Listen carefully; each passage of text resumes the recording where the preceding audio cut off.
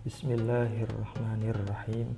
Assalamualaikum warahmatullahi wabarakatuh. Sobahul khair. Selamat pagi adik-adik sekalian. Kaifa halukum? Bagaimana kabar kalian semua? Semoga kita selalu diberikan kesehatan dan keberkahan oleh Allah Subhanahu wa Ta'ala. Adik-adik sekalian, pada kesempatan kali ini kita masih mempelajari pelajaran yang kedua, ad-darsu ats-tsani, dengan tema al-marafiqul madrasiyatu, yaitu fasilitas sekolah. Adapun fokus pembahasan kita pada pertemuan kali ini ialah tentang at-tarkib, yaitu struktur kebahasaan dalam bahasa Arab. Yang pertama ialah isim isyarah atau kata tunjuk. Isim isyarah adalah isim atau kata benda yang dipakai untuk menunjukkan sesuatu, baik untuk jarak dekat atau jauh. Untuk jarak dekat atau lil qarib dalam bentuk lil mudzakkar atau laki-laki, contohnya adalah kata haza, artinya ini. Dalam kalimatnya haza mahmudun, ini Mahmud. Sedangkan dalam bentuk lil muannas atau untuk perempuan adalah kata hazihi, artinya ini. Contoh dalam kalimatnya hazihi mahmudah, ini Mahmudah. Kemudian untuk jarak jauh atau lil ba'id, untuk muzakkar atau bentuk laki-laki, katanya ialah zalika, artinya itu. Contoh kalimatnya zalika kitabun, artinya itu buku. Sedangkan untuk contoh yang muannas adalah kata tilka, artinya itu. Contoh kalimatnya tilka mistorotun, artinya itu penggaris.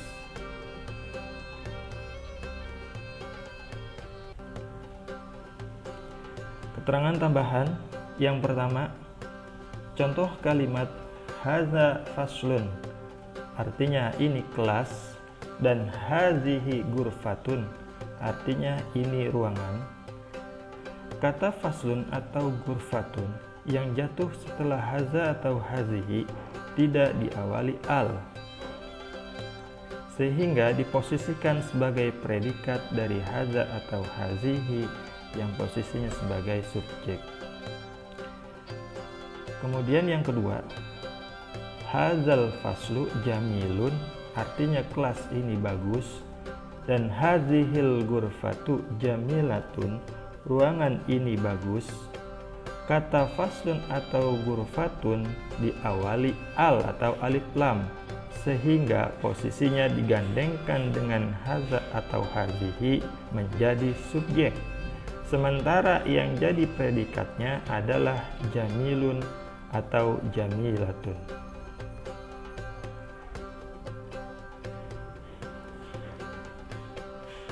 Yang kedua adalah na'at, an-na'tu, dan man'ut, al-man'utu.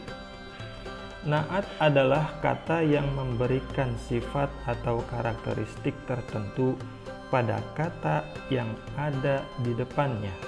Sedangkan man'ut adalah kata yang disifati.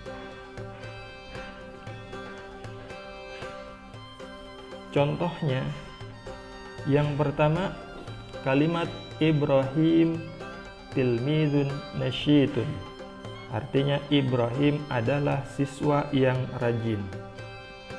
Analisa kedudukannya, kata Ibrahim sebagai mubtada, tilmizun sebagai man'ut, dan nasyitun sebagai na'at. Contoh kalimat yang kedua, Fatimatu tilmizatun nasyitatun, artinya Fatimah adalah siswi yang rajin. Kata Fatimah kedudukannya sebagai mubtada dan tilmizatun sebagai man'ut, sedangkan nasyitatun sebagai na'at. Catatan yang pertama, dalam bahasa Indonesia na'at diposisikan dengan terjemahan kata yang. Contohnya, yang pertama, saya punya mobil yang bagus. Man'utnya atau yang disifati adalah kata mobil, sedangkan na'atnya atau sifatnya ialah yang bagus. Contoh yang kedua, Faruk adalah siswa yang rajin. Man'utnya atau yang disifati ialah kata siswa, sedangkan na'at atau sifatnya ialah kata yang rajin.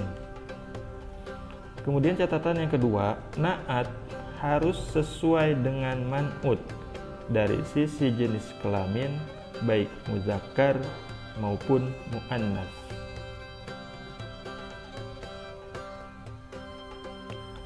Yang ketiga, mubtada dengan bentuk isyarah dan khobar dengan bentuk na'at atau dzaraf makan. Sebagaimana disebutkan pada bab 1, mubtada adalah kata benda atau isim yang berada di awal kalimat dan berkedudukan sebagai subjek. Sedangkan khobar adalah kata yang berada setelah mubtada dan berkedudukan sebagai predikat. Pada bab 2 ini, mubtada difokuskan dalam bentuk isim isyarah dan khobarnya dalam bentuk na'at atau dzaraf makan.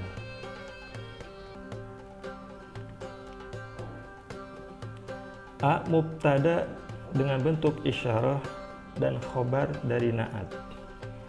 Contoh kalimat yang pertama, hadzal hammamu nazifun, artinya kamar mandi ini bersih. Yang kedua, hadhis sahatu wasi'atun, artinya halaman ini luas. Contoh yang ketiga, zalikal maqsafu jadidun, artinya kantin itu baru. Contoh yang keempat, tilkal maktabatu kabiratun, artinya perpustakaan itu besar. Keterangannya, A. Kata yang tercetak tebal berkedudukan sebagai mubtada atau subjek, yaitu kata hadzal hammam, hadhis sahatu, zalikal maqsafu, tilkal maktabatu. Lalu B. Kata yang bergaris bawah berkedudukan sebagai khobar atau predikat dengan bentuk kata sifat, yaitu kata nazifun, wasi'atun, jadidun, dan kabiratun. C. Struktur contoh-contoh di atas adalah mubtada khobar dari kata sifat. D. Susunan ini harus ada kesesuaian antara muzakkar atau muannas, yaitu hadza, al-hammam, nazifun, ketiganya adalah berbentuk muzakkar, sedangkan hadhihi, as-sahah, wasi'ah, ketiganya adalah dalam bentuk muannas. Lalu yang contoh yang ketiga, zalika al-maqsafu jadidun, ketiganya adalah bentuk muzakkar. Lalu yang keempat, tilka al-maktabah dan kabirah, ketiganya adalah bentuk muannas atau perempuan. Lalu E. Khobar yang berbentuk kata sifat ini huruf akhirnya dibaca dhammah. Lihat contoh kata yang bergaris bawah. Kata nazifun, huruf akhirnya dibaca dhammah. Wasi'atun, huruf akhirnya dibaca dhammah. Jadidun, huruf akhirnya dibaca dhammah, dan kabiratun, huruf akhirnya dibaca dhammah. Telaah dan analisis contoh. Berikut ini adalah contoh kalimat yang keliru dan kalimat yang benar. Yang pertama, ada kalimat tilkal ghurfatu shogirun. Tilkal ghurfatu shogirun. Letak kesalahannya, kata shogirun harusnya shogiratun. karena al-ghurfatu berbentuk perempuan atau muannas. Maka kalimat yang betul ialah tilkal ghurfatu shaghiratun. Contoh soal yang kedua, zalikal bustanu wasi'atun. Zalikal bustanu wasi'atun. Letak kesalahannya, kata wasi'atun harusnya wasi'un karena al-bustanu berbentuk laki-laki atau muzakkar. Maka kalimat yang benar ialah zalikal bustanu wasi'un.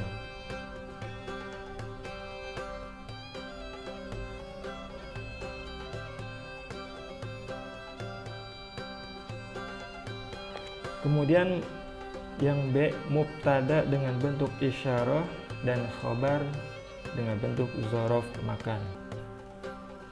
Contoh kalimat yang pertama, hadzal makhzanu fil idarati. Artinya gudang ini ada di dalam kantor. Contoh yang kedua, hadzihil qa'atu fawqal maktabati. Artinya aula ini ada di atas perpustakaan. Artinya aula ini ada di atas perpustakaan. Contoh yang ketiga, zalikal maidanu amamal ma'mali. Lapangan itu ada di depan laboratorium. Contoh yang keempat, tilkal ghurfatu bainal masjidi wal ma'hadi. Artinya ruang itu ada di antara masjid dan ma'had. Keterangannya, A, kata yang tercetak tebal berkedudukan sebagai mubtada atau subjek, yaitu kata hadzal makhzanu, kemudian hazihil qa'atu, zalikal maidanu, dan tilkal ghurfatu. B, kata yang bergaris bawah berkedudukan sebagai khobar atau predikat dengan bentuk kata keterangan tempat, yaitu kata fi, fauqa, amama, dan baina. Yang C, struktur contoh-contoh di atas adalah mubtada dan khobar dari kata keterangan tempat. Mubtada, khobar. Yang D, khusus susunan ini tidak harus ada kesesuaian antara muzakkar ataupun muannas. Kemudian E, setiap kata yang berada setelah adawatul jar atau dzaraf makan, maka huruf akhirnya dibaca kasroh. Lihat contoh di atas, yaitu kata al-idarah setelah kata fi, al-idarati. Kemudian al-maktabati setelah kata fauqa dibaca kasroh huruf akhirnya. Lalu al-ma'mali huruf akhirnya dibaca kasroh, dan al-masjidi wal ma'hadi huruf akhirnya dibaca kasroh.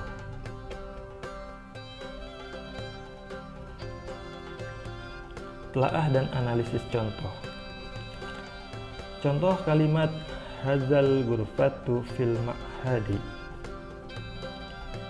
Letak kesalahannya, kata hadza seharusnya hazihi karena al-ghurfatu berbentuk perempuan atau muannas. Lalu kalimat yang betul ialah hazihil ghurfatu fil ma'hadi. Kemudian contoh yang kedua, hazihil madrasatu janibal masjida. Letak kesalahannya ialah kata al-masjida seharusnya dibaca al-masjidi dengan harokat akhir kasroh karena berada setelah dzaraf makan, yaitu kata janiba. Maka kalimat yang betul ialah hazihil madrasatu janibal masjidi.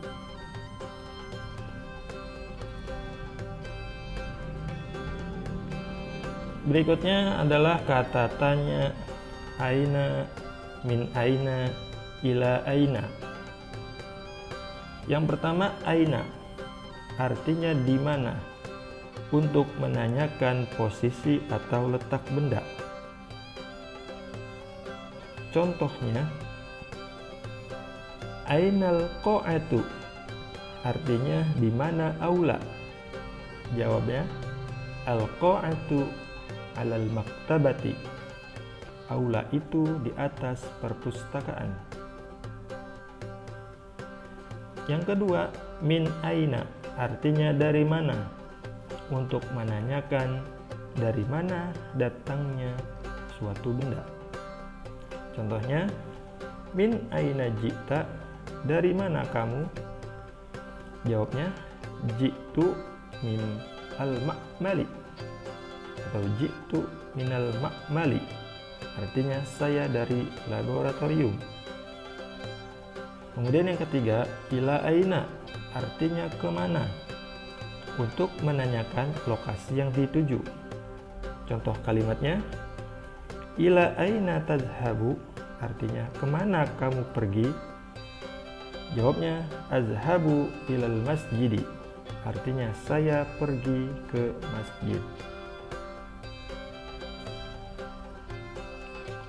Demikianlah pembahasan kita tentang at-tarkib atau struktur kebahasaan. Selanjutnya, berikut ini adalah soal latihan untuk kalian kerjakan di rumah. Perintahnya ialah ikhtar as-sahih mimma bainal qausaini. Pilihlah yang benar daripada jawaban yang ada di antara dua kurung. Yang pertama, kata haza dalam kurung gurfatun, idaratun, sahatun, hammamun. Pilihlah di antara 4 pilihan jawaban ini yang sesuai dengan kata haza. Kata haza berbentuk muzakkar, maka kalian pilih salah satu dari 4 jawaban ini yang berbentuk muzakkar juga. Kemudian soal kedua, hazihi berbentuk muannas. Yang ketiga, zalika berbentuk muzakkar. Yang keempat, tilka berbentuk muannas. Yang kelima, haza berbentuk muzakkar. Yang keenam, hazihi berbentuk muannas. Yang ketujuh, zalika berbentuk muzakkar. Yang kedelapan, tilka berbentuk muannas. Lalu nomor 9, zalikal faslu jadidun. Zalikal faslu jadidun, makna kata zalikal faslu, apakah itu kelas? Apakah kelas itu kelas ini atau ini kelas? Yang terakhir, zalika faslun jadidun, makna zalika faslun, apakah itu kelas atau kelas itu, atau kelas ini atau ini kelas? Silakan kalian kerjakan di rumah.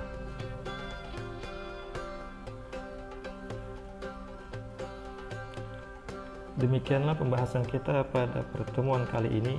Mudah-mudahan memberi manfaat dan dapat dipahami. Kurang lebihnya mohon maaf. Ilal liqa. Wassalamualaikum warahmatullahi wabarakatuh.